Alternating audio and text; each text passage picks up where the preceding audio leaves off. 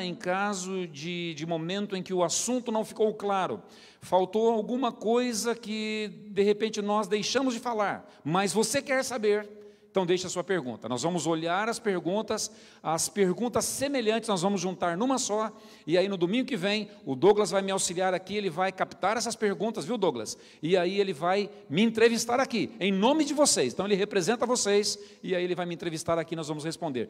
Só vamos separar 10 minutinhos para isso, mas eu entendo que vai ser muito válido, e assim a gente vai poder desenvolver aí um melhor conhecimento da palavra de Deus. Combinado assim? Combinado assim? Quem está lá em casa? Maravilha. Queridos, então vamos nesse momento à palavra de Deus. Nós vamos ler um texto nessa noite, e na palavra de Deus eu vou ler apenas um texto, e os demais nós vamos colocar na tela, ou do seu aparelho, não é? Ou aqui presencialmente, quem está nos vendo, e assim você vai nos acompanhar. Serão somente 8 textos, exatamente os mesmos textos que estão na lição, que você vai receber em PDF logo após essa aula, ou no livro. Você vai ter as duas versões, PDF, versão digital, mais a versão em papel, uma apostila que tem aí 125 páginas maravilhosas, e quem preparou esse material foi ali a equipe do pastor Luiz Gonçalves da TV Novo Tempo, e o pastor Luiz Gonçalves vai acompanhar você também nesse estudo, tá? Eu sou um pastor que vai auxiliá-lo, dar a aula, mas o pastor Luiz também está aí com você. Basta você clicar, não é? na versão digital, no play, tanto no início quanto no final, e o pastor Luiz vai falar com você. 3 minutinhos de conversa no início, 6 minutos no final, e você vai poder ali também enriquecer ainda mais a lição que vamos transmitir agora para fixação. O nosso propósito com isto é que esta palavra de Deus, ela entre no seu coração.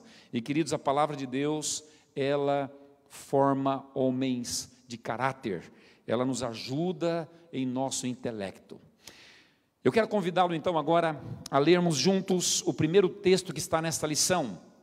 É o texto que está registrado no livro de Atos, capítulo 8, a partir do verso 26.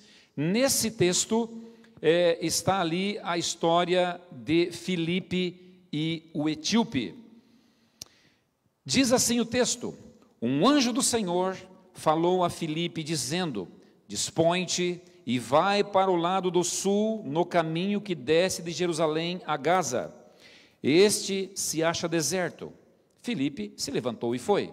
E eis que um etíope eunuco, alto oficial de Candace, rainha dos etíopes, o qual era superintendente de todo o seu tesouro, que viera adorar em Jerusalém, estava de volta e assentado no seu carro, vinha lendo o livro do profeta Isaías.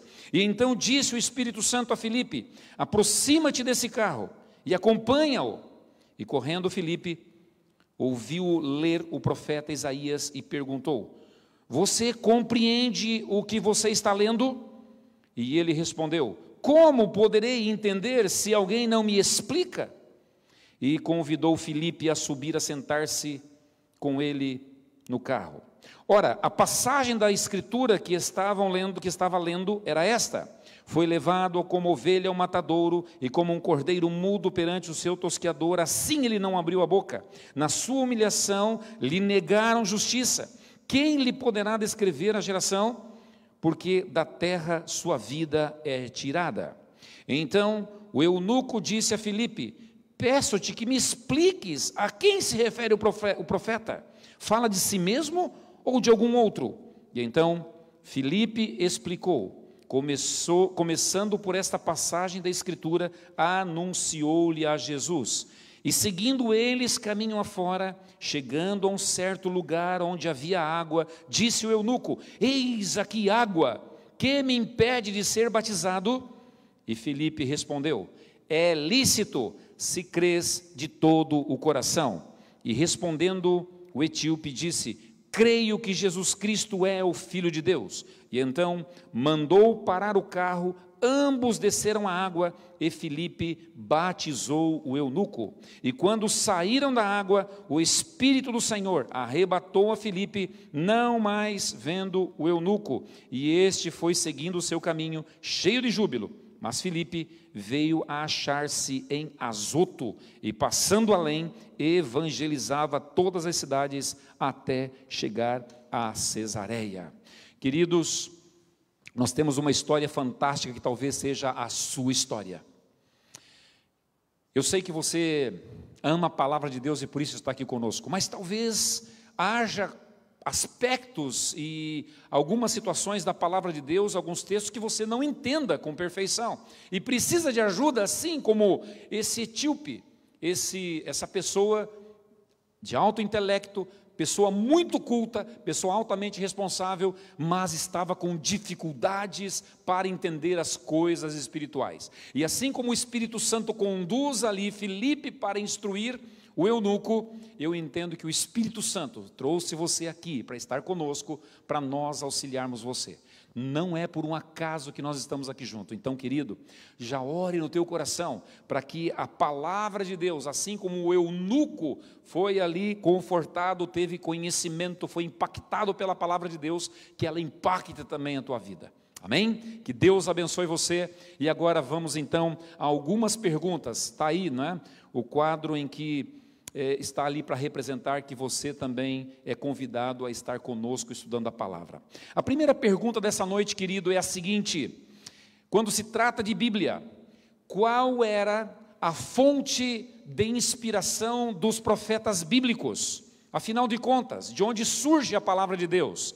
A palavra de Deus responde da seguinte maneira: porque a profecia nunca foi produzida por vontade de homem algum, mas os homens santos de Deus falaram inspirados pelo Espírito Santo. Está aí na tua lição, você já pode acompanhar quem está aqui dentro, não é? Os demais que estão por internet vão receber depois a lição.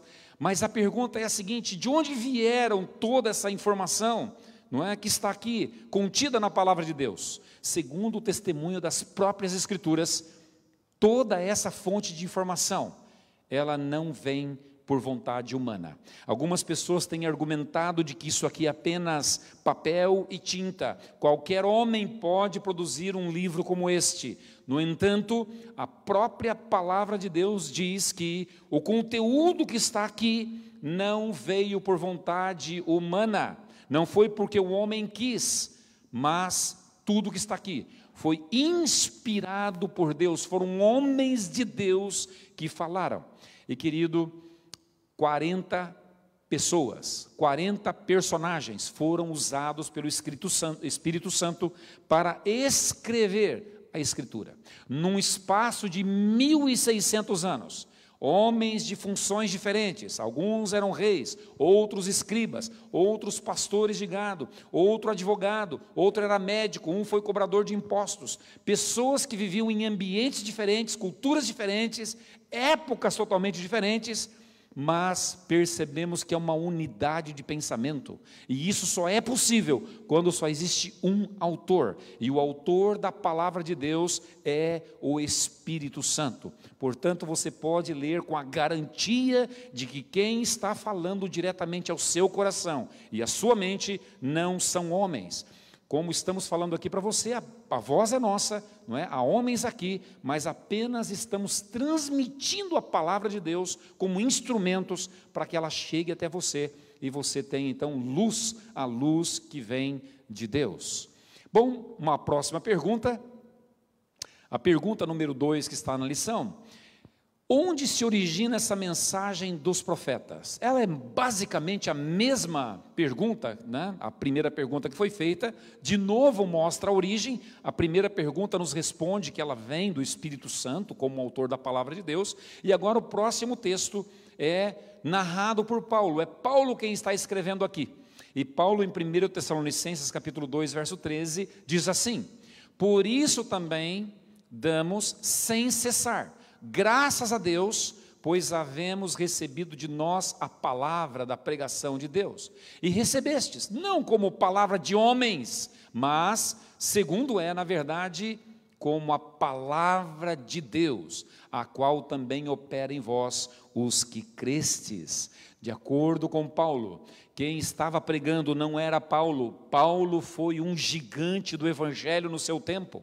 Viajou por vários países, várias situações, pregou a pobres e a pessoas afortunadas, pregou a pessoas ignorantes e a filósofos, a servos, escravos e reis. Esse foi o apóstolo Paulo, e o testemunho que ele dá, o que eu estou falando para você, não é a minha palavra, não é homem que está falando, quem fala através de mim é Deus. Portanto, o testemunho do apóstolo Paulo é de que este livro é a palavra de Deus.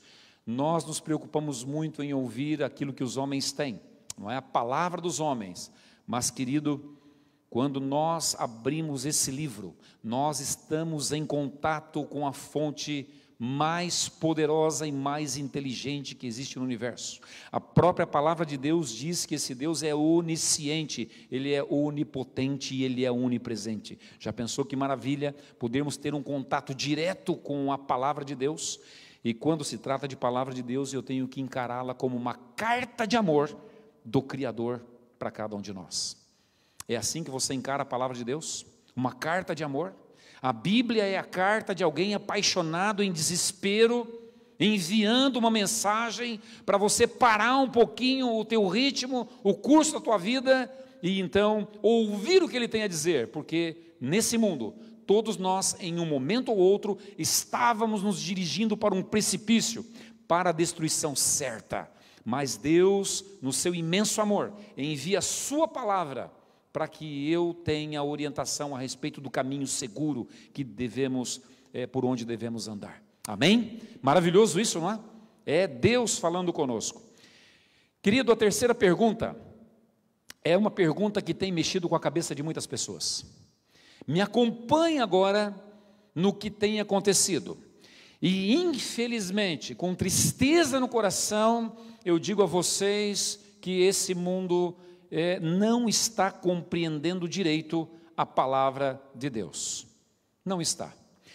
Muitas pessoas acham que apenas porções da Bíblia é que são inspiradas. Outros acham que é só o Novo Testamento. Algumas partes apenas você deve dar atenção. Será que de fato é assim?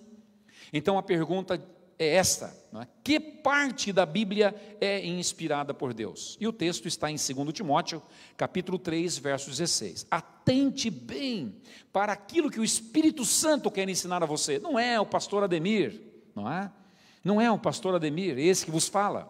Mas quem está falando é o Espírito Santo, é o próprio Deus. E ele diz assim: toda a Escritura é divinamente inspirada e é proveitosa para ensinar, para redarguir, para corrigir e instruir em justiça. De acordo com esse texto, qual é a porção da Escritura? Toda a Escritura é inspirada por Deus. Toda ela. No tempo que Paulo escreve isso a Timóteo, o Novo Testamento ainda não existia. Paulo aqui está falando exatamente do Antigo Testamento, e ele está afirmando que essa porção da Escritura é inspirada por Deus e é útil, e é claro que o texto aqui não se refere apenas ao Antigo Testamento, apesar de que na cabeça de Paulo era essa porção da qual ele estava falando. Mal sabia ele que os livros que ele estava escrevendo era uma produção que logo se transformaria na coleção do Novo Testamento, e aí sim, toda a Escritura estaria completa. E, claro, junto com os escritos do Antigo Testamento, também os escritos do Novo seriam para orientação do povo de Deus. E o que a Escritura faz por você, querida? Olha o peso e a força dessas palavras. Aqui diz que ela é proveitosa para ensinar. É um educador. E não existe maior e melhor educador do que o Pai Celestial. E ela também, ela redargue. O que é isso? Ela exorta, ela anima, ela aponta um caminho, não é? Também corrige quando você se desvia. Por isso é importante eu estar o tempo todo com a palavra de Deus, não é? Nas minhas mãos, para que eu possa atentar a ela. E também ela me instrui para ser justo, a fazer justiça nessa humanidade. A humanidade está carente da justiça, a justiça verdadeira. E a palavra de Deus é o livro que coloca as coisas no seu devido lugar, traz equilíbrio ao ser humano, traz justiça ao mundo. Sem a palavra de Deus, esse mundo cada vez mais se torna injusto. Mais uma pergunta: o que eu devo buscar na Escritura? Quando eu me aproximo desse livro, o que devo encontrar aqui? Para que me serve? E querido, a resposta em João 5,39. Para mim, nesse curso sobre Bíblia, esse é o texto mais importante que existe na palavra de Deus. O que diz esse texto? É Jesus falando. E Jesus diz assim, isso é uma conversa com os fariseus, não é? E ele diz assim: examinai as Escrituras, porque vós cuidais ter nelas a vida eterna, e são elas que de mim testificam. Queridos, é uma ânsia do homem encontrar vida eterna. E aliás, o tema do nosso estudo, Jesus, o restaurador da vida. E eu quero dizer para você que Jesus não é somente o restaurador da vida momentânea, da vida temporal, mas Jesus, de acordo com esse texto que estamos lendo aqui, é aquele que é o doador de uma vida, mas uma vida eterna. Qualidade, vida em abundância, qualidade excepcional. Uma vida que você nunca experimentou. E alguns estão perdendo a oportunidade de conhecer mais a respeito dessa vida eterna. Então Jesus diz o seguinte: olha, quando você vai para esse livro aqui, espere uma coisa, o que você vai ter nele? Vida eterna. E sabe por que você vai ter vida eterna? Eu estou parafraseando Jesus. Ele diz que eu vou ter vida eterna porque quando eu me aproximo desse livro, eu encontro Jesus Cristo. O livro não é um livro de ideias, é um livro que apresenta uma pessoa. Todo o livro é a exposição do caráter do nosso Deus e do seu Filho Jesus Cristo. É disso que se trata a Escritura. Quando eu a leio, eu me aproximo de alguém, eu aprendo desse alguém, eu tenho comunhão com essa pessoa, e essa pessoa é Jesus Cristo. Jesus Cristo, o restaurador da vida. Amém? Querido, você pode confiar, a palavra de Deus, ela traz vida eterna a todos aqueles que realmente se submetem aos seus ensinos.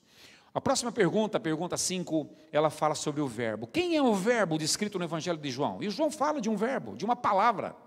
Verbo é aquilo que indica ação, movimento, não é? E João descreve assim esse verbo, em João capítulo 1, verso 1 a 4 e o verso 14. No princípio era o verbo. Está falando de Jesus. Jesus era o verbo. E o verbo estava com Deus. Jesus estava com Deus. E o verbo era Deus. Jesus era Deus. E ele estava no princípio com Deus. Todas as coisas foram feitas por ele. E sem ele nada do que foi feito se fez. Nele estava a vida. E a vida era a luz dos homens. E o verbo se fez carne e habitou entre nós. E vimos a sua glória como a glória do unigênito do Pai, cheio de graça e de verdade. Esse texto mais uma vez apresenta Jesus Cristo como a palavra. Jesus é a palavra e ele também nos deixa a sua palavra. E quando eu entro em contato com Jesus e também com a sua palavra, o texto mais uma vez deixa claro, nós temos vida em Jesus Cristo. É disso que o texto está tratando. Portanto, querido, quando você examina a palavra, você está ressuscitando dentre os mortos, porque aquele que não conhece a Cristo está morto em seus delitos, seus pecados, seus problemas. Mas quando eu me aproximo de Cristo, de Jesus Cristo, da palavra, a minha vida entra em ação, um poder vivificador começa a tomar conta de mim. Por isso eu preciso estudar a palavra de Deus. Atente para essa pergunta: que método Deus usou para criar todas as coisas? Teve algum método específico? Sim! O que ele usou para criar tudo? Usou átomos, usou material pré-existente, o plástico, o ferro. O que ele usou? Minerais, usou água ou outro elemento qualquer que existe aí, material na natureza? Segundo a palavra, em Salmo 33, verso 9, diz: porque falou, palavra, e foi feito, mandou, e logo apareceu. A lei da física diz que nada nesse mundo se cria, tudo se transforma. Mas segundo a palavra de Deus, esse conceito está errado, porque no princípio havia Deus, Deus existia, e tudo que existe veio através do seu comando, da sua palavra, da sua voz. E você vai ao capítulo 1 de Gênesis, e lá você vai encontrar o Criador falando, pelo poder da palavra de Deus, os mundos vêm à existência.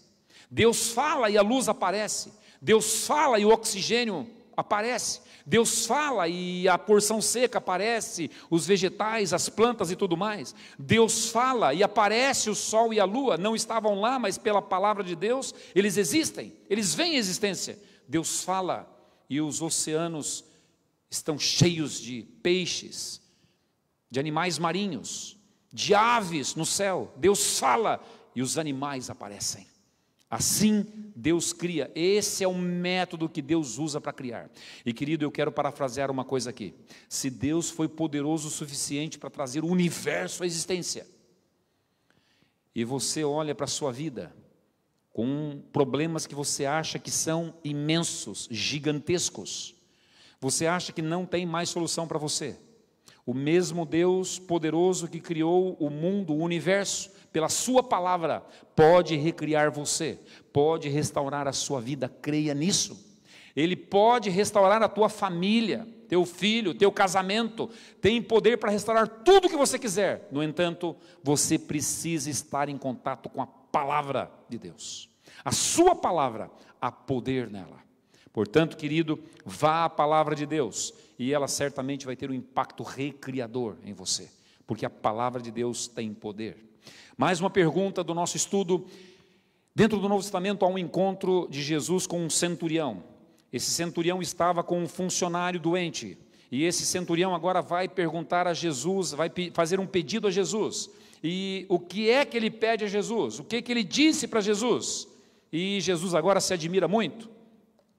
A Bíblia diz assim: e o centurião respondendo disse: Senhor, eu não sou digno de que entres debaixo do meu telhado, mas dize somente uma palavra. De novo a palavra aparece aqui, dize uma palavra, e o meu filho, o meu criado há de sarar, pois também eu sou homem sujeito à autoridade, e tenho soldados às minhas ordens, e digo a este, vai, e ele vai, e a outro, vem, e ele vem, e ao meu criado, faz isso, e ele faz.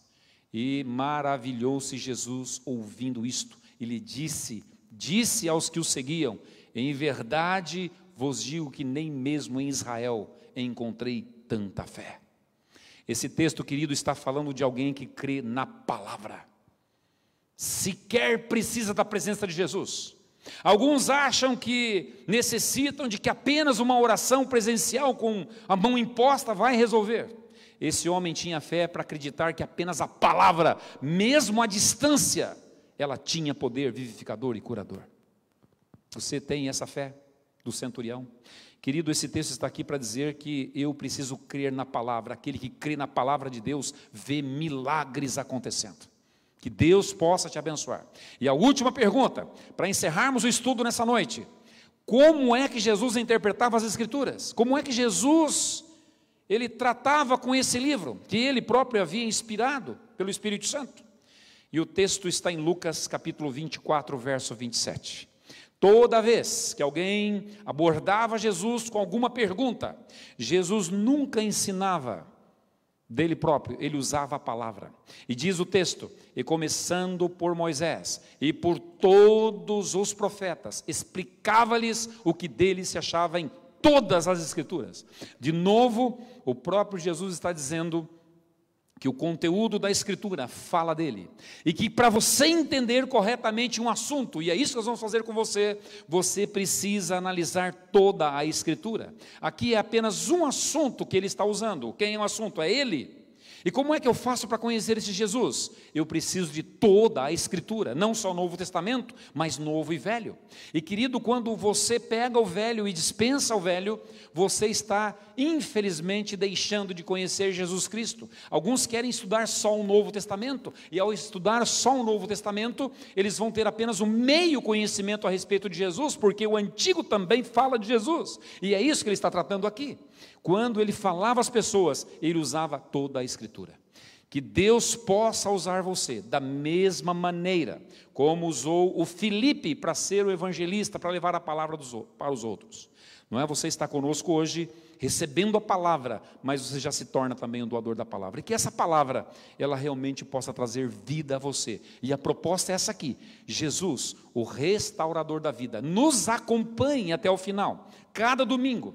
E se porventura você está nos ouvindo e não é domingo, porque a proposta é que esse estudo, não é, o link fique ali no seu contato, para que você possa assistir depois. E muitos não têm condições porque estão trabalhando ou estão na sua igreja, já nos falaram isto, mas no momento certo vão estar assistindo. Então, querido, se você não assistiu aqui presencialmente, não tem problema, a mensagem também é para você.